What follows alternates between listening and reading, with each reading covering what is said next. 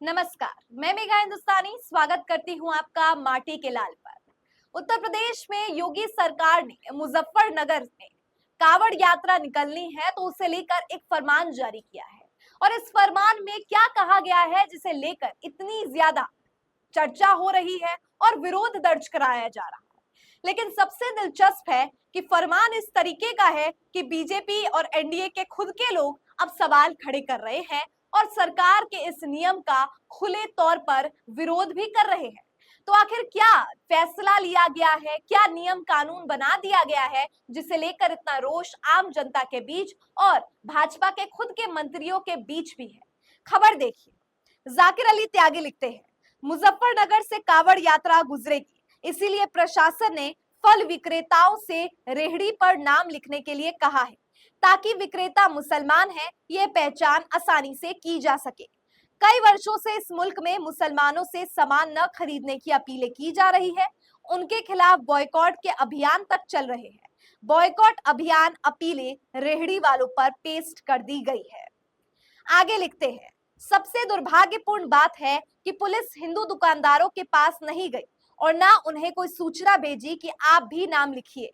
मेरी एक छोले भटूरे बेचने वाली व्यक्ति से बात हुई है, वह हिंदू है। उसने बताया कि मेरे पास जो मुसलमान है, पुलिस उन्हीं के पास आई कि अपना नाम लिखिए। हम हिंदू है इसीलिए हमसे ऐसा कुछ भी नहीं कहा गया। अब आप समझ सकते हैं कि ये जो फरमान जारी किया गया है जिसके तहत साफ तौर पर योगी ने आदेश दिया है कि सभी दुकानदार अपना नाम बाहर जरूर लिखें। कावड़ यात्रा को लेकर यूपी सरकार का नया फरमान। लेकिन इसे लेकर सबसे पहला सवाल तो ये है कि क्यों मुसलमान विरोधी, अल्पसंख्यक विरोधी और एक मजहब विरोधी कानून लाया जा रहा है। अब आप सोचेंगे कि एक मजहब के खिलाफ कैसे होगा अगर सबको ही अपने रेहड़ी और अपने ठेलों के आगे नाम लिखना हो। तो मेरा जवाब उनको ये है कि दोस्तों अब आप खुद सोचिए कि आप रेस्टोरेंट में खाना खाने जाते हैं, वेजिटेरियन नॉन वेजिटेरियन दो तरीके का मेन्यू आपके सामने पेश किया जाता है और ये अब आपके ऊपर है कि आप मांसाहारी खाएंगे या शाकाहारी खाएंगे। लेकिन क्या शाकाहारी खाना खाते समय आप पूछते हैं वेटर से कि आपका क्या नाम है? क्या आप कुक या शेफ से पूछते हैं जाकर कि आपका क्या नाम है? और इसी तरीके से क्या आप नॉनवेज खाते समय पूछते हैं वेटर या शेफ या कुक से कि आपका क्या नाम है? जब खाना खाते समय हमें इस बात का ध्यान होता है कि हम मांसाहारी खा रहे हैं या शाकाहारी। हमें इस बात से कोई भी लेना देना नहीं होता कि वो व्यक्ति मुसलमान है या हिंदू। तो आखिर फल वालों के लिए ये नया नियम आखिर किस तरीके से अल्पसंख्यक विरोधी है, यानी कि किस तरीके से मुसलमान विरोधी कानून बनाया गया है। जब रेस्टोरेंट में जाके हम नॉनवेज वेज खाते टाइम ये नहीं पूछते बनाने वाले से कि वो बनाने वाला हिंदू है या मुस्लिम, तो आखिर फल बेचने वाले से ये सवाल क्यों पूछा जाए कि वो हिंदू है या मुस्लिम? साथ ही अपना नेम प्लेट अपने रेहड़ी के आगे चिपकाने का और क्या अर्थ हो सकता है? जाकिर अली त्यागी ने जो बात लिखी है उसमें साफ तौर पर लिखा गया है कि किस तरीके से एक पुलिस वाला मुसलमान को यह निर्देश देता है कि उसे अपने ठेले के आगे अपना नाम लिखना है, लेकिन हिंदुओं से कुछ भी नहीं पूछा जाता। तो आखिर इस प्रकार का भेदभाव एक बात दर्शाता है कि आपसी सौहार्द को खत्म और द्वेष फैलाने का काम योगी सरकार इस फरमान के जरिए कर रही है। दोस्तों आपको याद होगा कि कावड़ यात्रा बहुत से ऐसे मुस्लिम बहुल्य इलाकों से निकलती है, लेकिन मुस्लिम भाईचारे और हिंदू भाईचारे का अनोखा मिसाल और तस्वीरें देखने को मिलती है।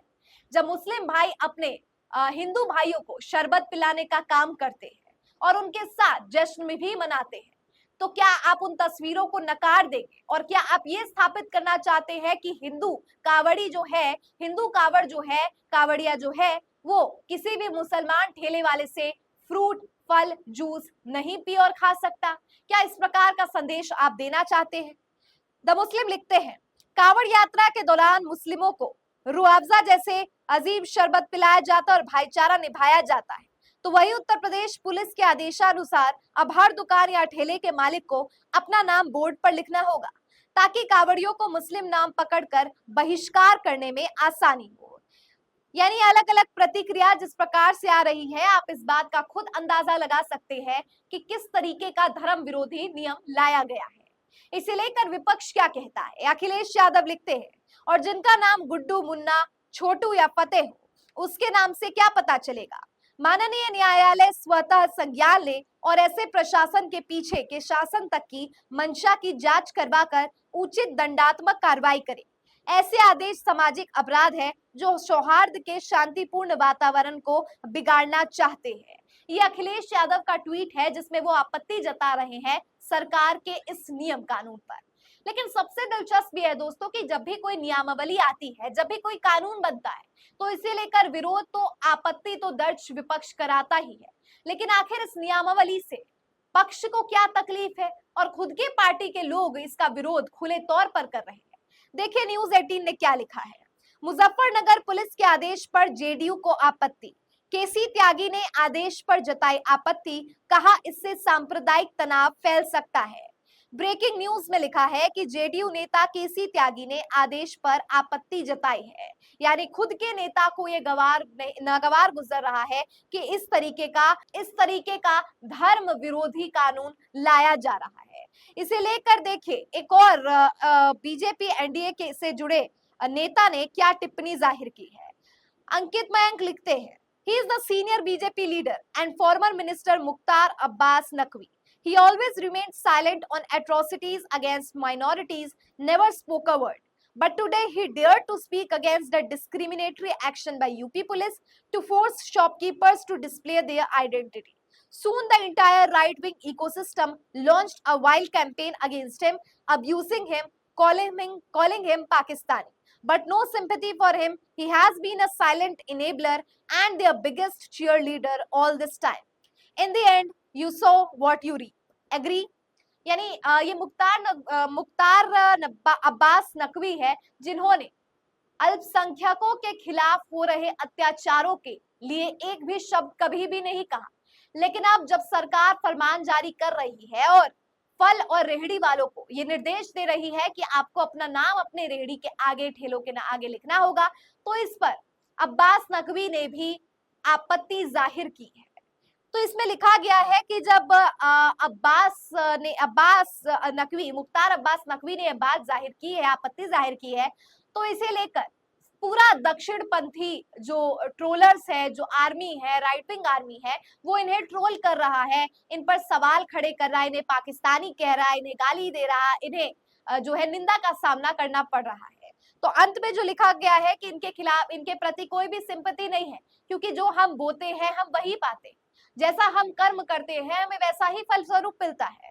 और मुख्तार अब्बास नकवी ने कभी भी अल्पसंख्यकों के खिलाफ जुल्म ढाते लोगों या जो जुल्म हुआ है, जो सितम हुआ है, उसके खिलाफ कोई भी बात नहीं कही। और यही कारण है कि अब उन्होंने जब स्टैंड लिया है तो उसे लेकर इतनी ज्यादा आपत्ति खुद दक्षिण पंथियों ने जताई है। इन तमाम ट्वीट्स, इन तमाम विरोध, इन तमाम बातों से एक बात तो साफ हो जाता है कि इसके पीछे की मंशा केवल ये है कि हिंदू हिंदू से पल ले और मुसलमानों को बॉयकॉट कर दिया जाए। तो आखिर मुसलमानों को बॉयकॉट इस आधार पर करने की योगी की साजिश क्यों है?